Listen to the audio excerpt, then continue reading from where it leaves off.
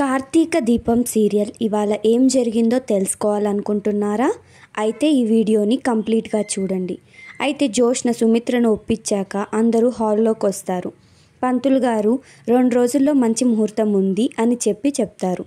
అయితే శివనారాయణ దాన్నే ఖాయం చేసుకుందాం అని చెప్పి ఖాయం చేస్తారు. అయితే ఇంతలోకి అందరూ బయలుదేరుతారు. కాంచన భోంచేసుకొని వెళ్ళండి అని చెప్తే శివనారాయణ మా తరపునే కదా సంబంధం కుదిరింది, ఇప్పుడు వద్దు అని చెప్తాడు. అయితే ఇక్కడే వచ్చింది ట్విస్ట్. జోష్న ట్విస్ట్ పెడుతుంది. పెళ్ళి చేయాలి అంటే ఇటువైపు పెళ్లి కూతురికి అమ్మా నాన్న ఉంటే సరిపోదు కదా, పెళ్లి కొడుకు కూడా అమ్మా నాన్న ఉండాలి కదా అని చెప్తుంది. అయితే దానికి శివనారాయణ కూడా అవును అంటాడు. అయితే ఇంకా డెసిషన్ వీళ్ళకే వదిలేసి వాళ్ళు వెళ్ళిపోతారు.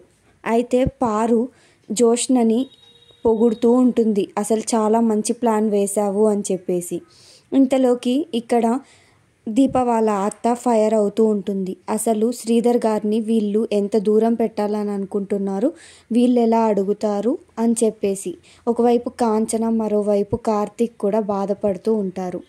దీప అయితే నాకు మీ గౌరవం కన్నా నాకు ఎక్కువ ఏం కాదు, పెళ్ళి కావాలంటే గుళ్ళో చేసుకుందాం, అంతేగాని ఇదేం వద్దు అని చెప్పేసి కోపంగా వెళ్ళిపోతుంది.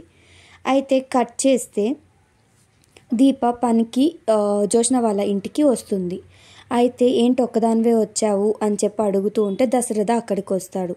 నువ్వు పెళ్ళిలోపు మొత్తం పని చేసి అలసిపోతావు అని అంటే పారు మరెలా అని అంటే నువ్వు సాయంగా ఉండు పిన్ని అని దశరథ పారుకి కౌంటర్ ఇస్తాడు. రేపు ఏం జరుగుతుందో తెలుసుకోవాలనుకుంటున్నారా? అయితే మన ఛానల్ని లైక్ చేసి, షేర్ చేసి, సబ్స్క్రైబ్ చేసుకోండి.